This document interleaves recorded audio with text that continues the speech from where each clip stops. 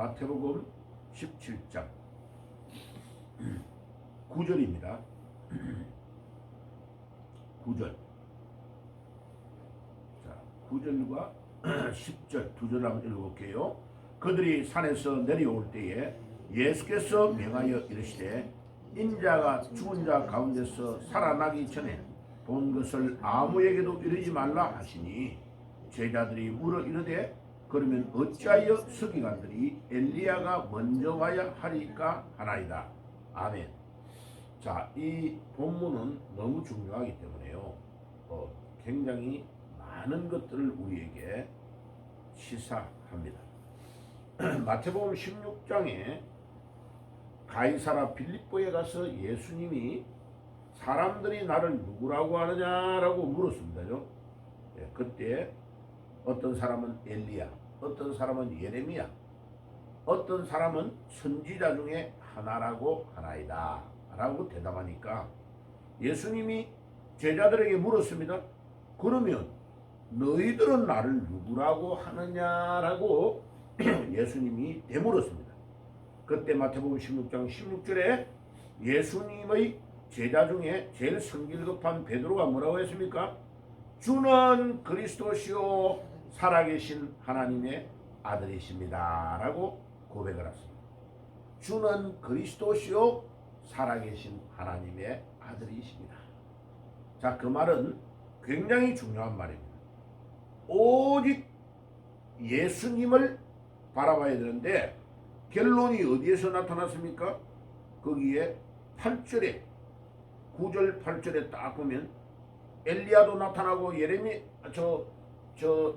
모세도 나타나고 엘리야도 나타났는데 모세 엘리야는 다 사라지고 베드로는 모세 보고 엘리야 보고 예수님 보고 초막 3개를 지어가지고 여기에서 같이 살면 안 됩니까? 라고 말했습니다.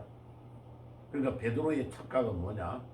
모세가 워낙에 위대하고 그 다음에 선지자 중에 대표인 예레미야가 엘리야가 위대하고 이러니까 같이 초막셋을 지어가 살면 최고로 화려하다고 생각해요.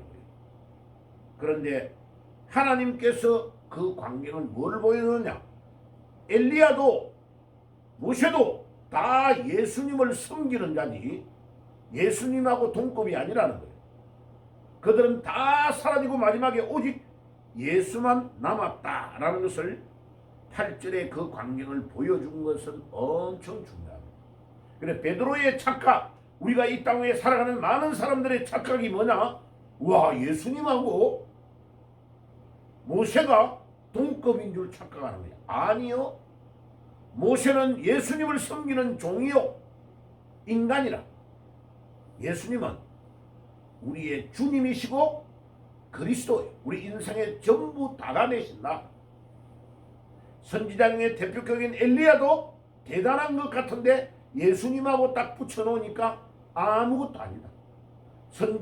모든 선지자를 대표하여 이 땅에 계시는 분이 누구냐? 예수님이시다. 그를 보여준 사건이 마태복음 17장 1절에서 8절의 사건이에요. 굉장히 중요한 사건이 이거는.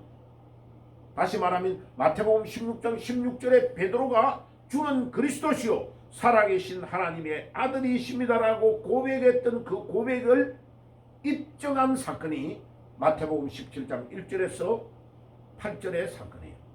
이 오직 예수만 바라봐라. 예수님 외에 중간에 다른 누군가가 끼어 있으면 그게 바로 우상이라는 거예요. 그러니까 우리의 삶에 우리가 예수를 믿는다고 하면서 나도 모르게요. 예수님 외에 다른 것들을 너무나 많이 바라보는 불신앙적인 요소가 너무 많습니다.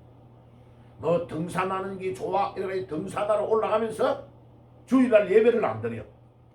그 건강이 자기의 신이 되푸는 거예요. 돈 번다고 목사님 요즘 돈 벌기 어려워요. 주일 좀 나가서 근무하는데 뭐가 문제입니까? 아니요. 돈이 우상이 되어버린 거예요. 그러니까 직장을 구할 때 벌써 어떻게 해야 되느냐? 나는 주일날 하나님께 예배 보러 가는 것은 반드시 나가야 됩니다. 만약 주일날을 나에게 오라오면 나는 이 직장 포기하겠습니다. 못합니다. 라는 협상의 대상이 아니에요. 예수는 뭐요? 오직 나의 인생의 전부 다야. 할렐루야. 그럼 목사님 나 간호사로 근무하는데 그러면 돌아가면서 주일날 걸리면 어떻게 해요? 예, 물론 그럴 때는 할 수 없죠. 그런데 기도를 해야 돼요. 주님, 내 근무 편성을 주일 중심으로 옮길 수 있도록 도와주세요. 또 아니면 그것을 허락하는 병원을 갈 수 있도록 나에게 인도해 주세요. 그게 그 사람의 믿음이죠.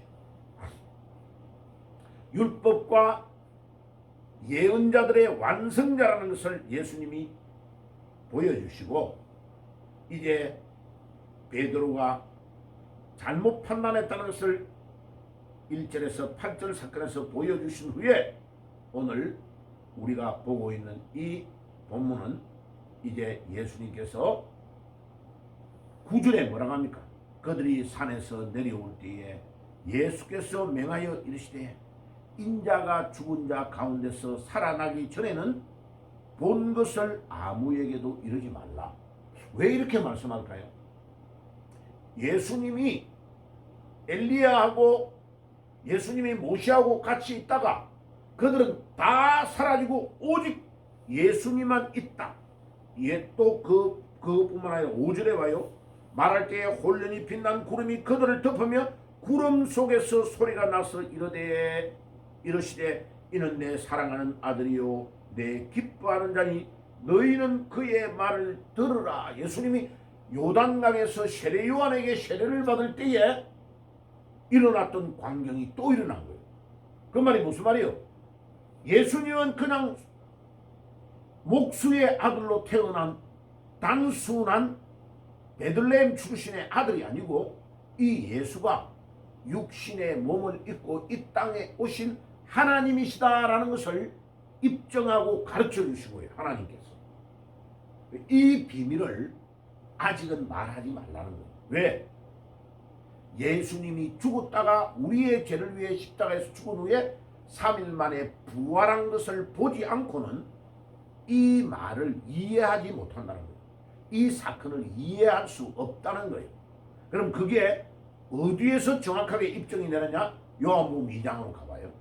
요한복음 2장 22절. 이거를 딱 가지고 연결을 해보면 지금 9절 밑에다가 요한복음 2장 22절을 딱 적어놔야 돼요. 그게 짝이에요. 짝.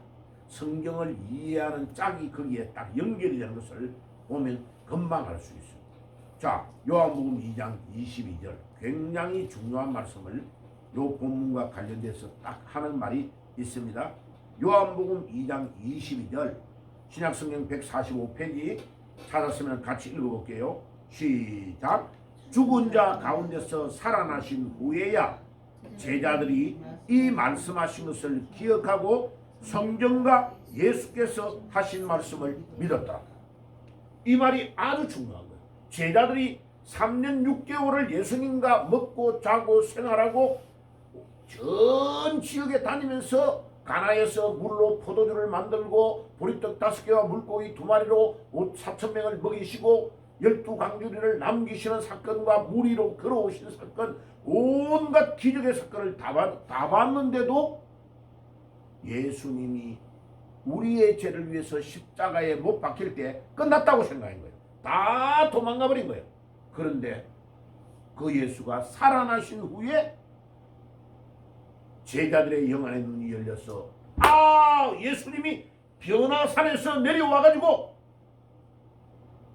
이것을 내가 부활하기 전까지는 아무에게도 말하지 말라고 했던 말이 이 말이었구나. 예수님이 진짜로 하나님의 아들이 맞으시네 라는 것을 머리로 아는 거하고 실제로 내 신앙의 눈으로 내 가슴으로 이해하는 거하고는 전혀 다르다는 말이에요. 오늘 이 땅 위에 교회를 다니지만 수많은 교회 다니는 사람이 뭐를 모르느냐? 지식적으로 예수님이 우리를 위해 돌아가실 때 그 목사님이 늘 그렇게 이야기하니까 우리 엄마 아빠가 어릴 때부터 내가 뱃속에서 태어날 때부터 교회를 다니셨으니까 나도 모르게 그냥 그렇게 이해해. 그거 하고 내가 내 삶의 현장에서 예수가 나의 죄를 위해 진짜로 죽으시고 3일 만에 살아났다는 것을 내가 내 삶을 통해 체험을 통해 깨달아서 아는가하고는 하늘과 땅 차이. 그러니까 예수님께서 이 원리를 전제하고 지금 마태복음 17장 8절에 그들이 산에서 내려올 때에 예수께서 명하여 이르시되 인자가 죽은 자 가운데서 살아나기 전에는 본 것을 아무에게도 말하지 말라. 자, 그러면 오늘 썸네일의 제목을 내가 뭐라고 붙였어요? 부활은 뭐라고요? 마스터 키다. 그 말이 무슨 말이에요? 마스터 키다. 호텔에 가면 방이 수백 개가 있잖아요. 그런데 그 방에 있던 사람들이 뭣도 모르고 운동하러 나간다고 그냥 추리닝 입고 나왔다가 열쇠를 안 가지고 나와서 방에 두고 잠가버렸어. 그럼 어디에 가면 문을 열어줘요? 1층에 프론트 데스크에 딱 가면 나 몇 톤데 11층 1107 75 11층에 7호 방인데 문을 좀 열어주세요. 그러면요 마스터 키를 딱 줘요. 옛날에는 카드 이런 게 없었어요. 일본의 메트로폴리탄 호텔에 천왕궁 옆에 일본에서 제일 좋은 호텔에서 세계 선교대회가 있었어요. 1997년에. 그런데 내하고 같은 방에 잤던 미국에서 온 목사님이 아니 내한테 나간다 말도 안 하고 그냥 어디 나가버렸어. 내가 먼저 나갔는데 갔다 오니까. 그래서 들어가 보니까 문이 잠겨있는 거야. 아무리 두드려도 없어. 그래서 내가 1층에 가서 그 보이 아저씨한테 내 문이 잠겼어. 문 좀 열어주세요. 라니까. 따라오세요. 이러더라고. 아무것도 열쇠도 안 가져가는데 저 사람은 어떻게 열어주지? 이러더라. 목에 있는 이 신주로 된 링을 딱 꺼내놓으면 탁 가서 탁 하면 탁 열어주는 거야. 그게 뭐요? 마스터 키예요. 그 호텔에 있는 방이 100개, 200개가 될지라도 그 키 딱 그게 모든 방문을 열고 들어갈 수 있는 마스터 키예요. 예수님이 우리 인생의 마스터 키다. 예수님의 부활을 이해를 못하면 예수님이 3년 6개월 동안 하신 모든 말씀이 이해가 안 가는데 예수님이 살아나신 것을 눈으로 보고 목격하고 체험한 후에는 예수님이 하신 말씀이 다 깨달아졌더라. 그러니까 기독교는 예수님의 부활을 믿지 않으면 모든 게 하나도 이해가 안 가요. 예수님의 부활을 이해하는 순간에 그 예수가 하나님이시고 이 땅에 오셔서 나의 죄 문제를 해결하시고 십자가에서 돌아가신 대제사장이고 우리를 죄짓게 만드는 사탄의 세력과 죄를 짓는 것 때문에 죽음이 왔는데 그 죄와 사탄의 문제를 근본적으로 해결하시고 이 땅에 오신 왕이신 예수님이시고 빵하고 갈등하고 어디로 가야 되는지 모르는 이때에 진정으로 예수가 우리의 안내자이신 선지자라는 걸 이해하는 것은 부활하신 예수님을 안 믿으면 이해가 절대로 안 돼요. 이거를요 제가 교인들을 가르쳐주면서 알았어. 그렇구나. 교회를 10년 20년을 다녀도 왜 교인들이 변화가 오지 않을까? 그거를 사도행전을 읽고 성경 복음서의 사람들을 읽고 읽는 중에 제자들이 3년 이상을 예수님을 따라다녔는데 예수님이 십자가에 못 박혔을 때는 다 예수님을 버리고 도망가 버리고 요한만 딱 한 명만 살아남았는데 요한은 어릴 때부터 예수님이 자기 집에 와서 가르치는 걸 보시고 진짜로 믿어버린 거예요. 요한. 다른 제자들은 다 도망가 버렸어. 그런데 부활하신 이후에 부활하신 주님이 40일 동안 그들에게 나타나시며 자기가 하나님이시라는 것을 가르쳐준 후에 그들은 목숨 걸고 예수를 위해 살다가 다 순교하고 죽은 거예요. 그게 어디에 나오느냐? 사도행전에서 알 수 있는 거죠. 아무리 예수님과 직접 같이 잠을 자고 밥을 같이 먹고 3년 6개월을 해도 마음으로는 생각으로는 믿는다고 했는데 나의 삶의 진정한 인격적인 예수의 만남이 없은 거야. 왜? 부활의 주님을 믿지 않았기 때문에. 그래서 부활하신 주님을 만난 이후에 예수님의 제자들의 삶이 급격하게 변화가 옵니다. 아, 그렇구나. 예수님의 부활을 깨닫도록 안 하면 그거는 설교가 아니구나. 예수님의 부활을 생명 걸고 전해야 되구나. 그 다음에 따라오는 게 뭐냐? 예수님이 부활하신 후에 40일 동안 천국 가시기 전에 뭐라고 하느냐? 숨을 내쉬면서 성령을 받으라, 성령을 받으라 계속 하느라. 성령을 받으라. 예루살렘 사도행전 1장에 4절에 예루살렘을 떠나지 말고 아버지의 약속하신 것을 기다리라 하고 예수님 올라가시는 거예요. 그래서 진짜 예수님의 말씀을 믿고 기다리다가 14절에 기도하는 중에 10일 이상을 기도하는 중에 성령의 충만함이 인하여 사도행전 1장과 2장의 사건이 일어나는 거예요. 그래서 사도행전의 핵심은요, 사도행전 1장과 2장의 사건이에요. 언약을 붙잡고 기도할 때에 성령의 강림이, 성령 충만의 역사가 일어나는 거예요. 그리고 교회를 10년 20년 다녀도요, 사도행전 1장과 2장을 체험하지 않으면 내 삶에 변화가 일어나지 않아요. 그러니까 내 힘으로 하는 거 아니에요. 믿음은 기도하러 오는 것도 내 힘으로 하는 거 아니에요. 내가 언약의 말씀을 붙잡고 매일마다 기도하면 주의 성령이 나를 깨우시고 나를 일으키시고 나를 인도하시고 내 삶의 모든 방향을, 키를 부활하신 주님께서 잡으시고 인도하시는 거예요. 그럼 봐요. 내가 가는 데마다 도저히 안 될 것 같아. 그런데요, 마스터 키 되시는 주님이 가면서 문을 탁탁 열어주시고 따라와 따라와 따라만 가보면 역사 일어납니다. 사람들은 이래요. 아니 목사님, 우리 윤석열 대통령 지금 감방에 들어가 있는데 나올 수 있겠어요? 저들이 저렇게 날뛰는데 걱정할 필요 없어요. 엊그제 2명의 국회의원이 대통령을 만나고 나온 거요. 윤상현하고 김민전이라는 여자 부산 사람, 그 사람이 나와서 뭐라고 말하느냐? 윤석열 대통령을 만났는데 기자들이 뭐라고 하십니까? 그러니까 나는 걱정하지 말라 그래요.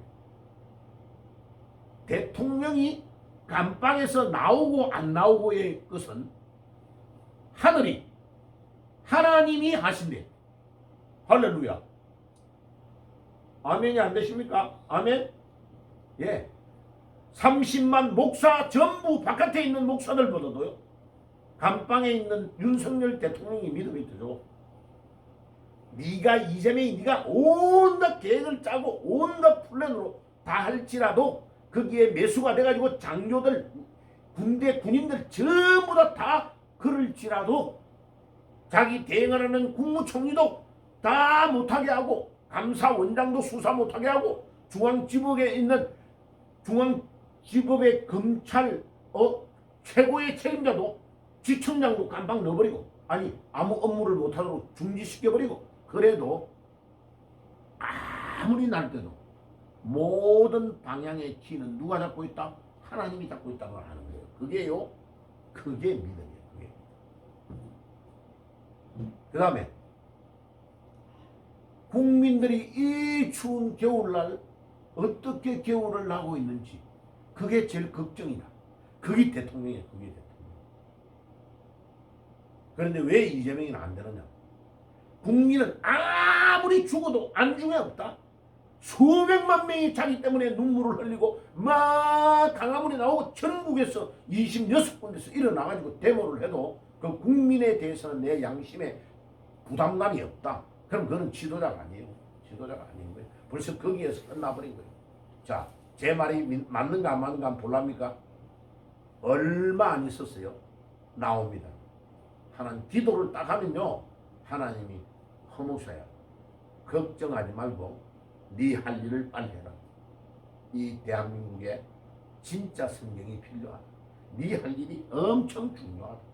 그리고 성경학교를 세우고 아둘람 동굴과 같은 데서 간절함으로 엎드리는 그런 영적인 지도자들을, 정치, 경제, 사회, 문화 모든 영역에 교회를 통하여 그런 지도자들을 길러내라. 나라가 봐라. 이 꼴이 된 건 네가 보이지.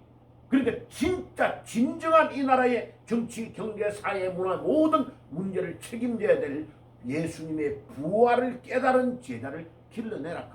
그게 네가 남은 삶을 해야 될 일이다. 그것 때문에 내가 너를 지금 남겨둔 거다. 그게 막 기도하면 주님이 우리에게 이 본문을 읽을 때에 그에 깨달아야 돼요.